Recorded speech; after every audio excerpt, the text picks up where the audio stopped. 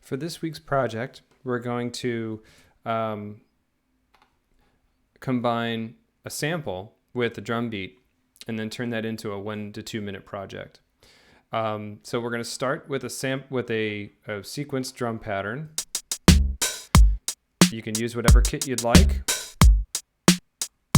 And remember that you are doing that in a quantized fashion. Next, we're going to import an audio file into a track. So in Studio One, you need to press the Add Tracks button and select the type to be an audio track, not an instrument track. So audio track. And you can title it whatever you'd like. Okay. And into that track, we're going to drag something that we've downloaded either from the website.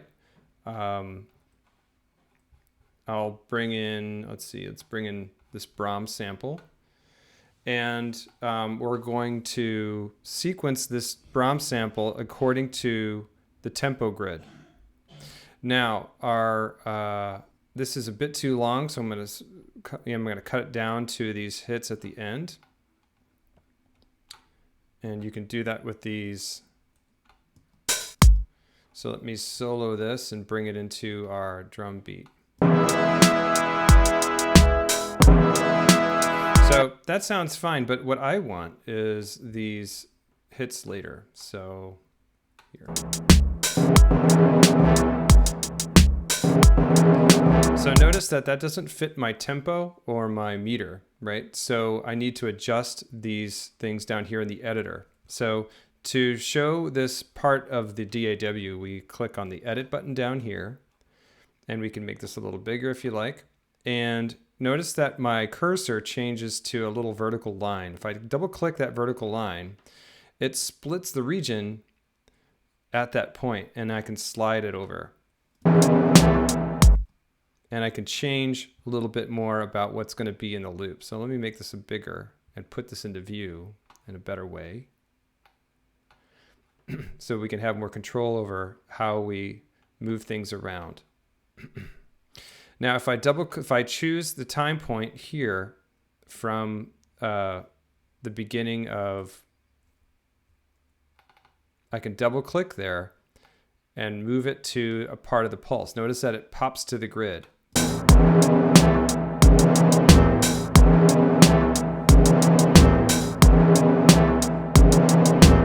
So this way we can metrically align our sample to fit with the pulse. Oop, it missed the...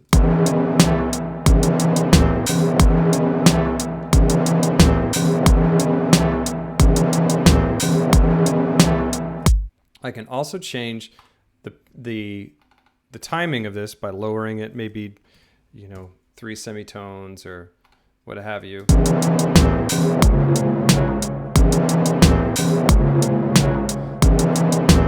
So each region that I select, I can change the tuning of it.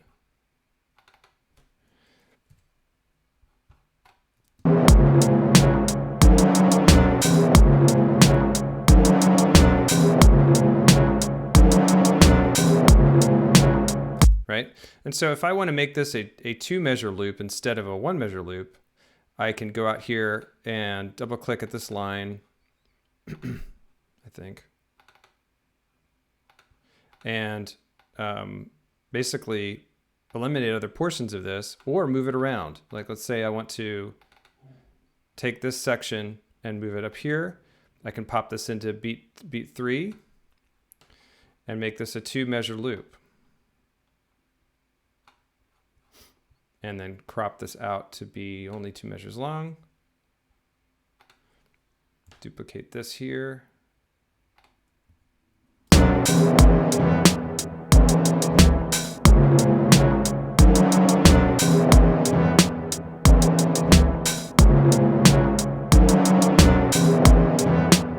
Okay, so down here in the editor, if I want to make this a little bit better, you can zoom in, clicking and dragging in here.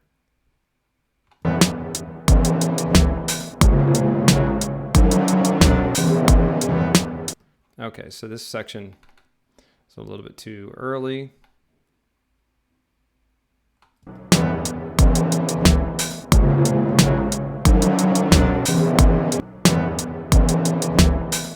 So anyway, you get the idea how you can move regions around to fit your drum beat and to sequence them in time. So the assignment is to do that with at least one sample and a drum sequence. Also incorporate 2 other layers. They can be other instruments or other samples. But in this way, you can get a lot going with either a sample that you download from D2L that I provide or of your own finding. I recommend if you do use downloaded samples that you trim them to be smaller in an audio editor before you put them into your project. If you have any questions, let me know.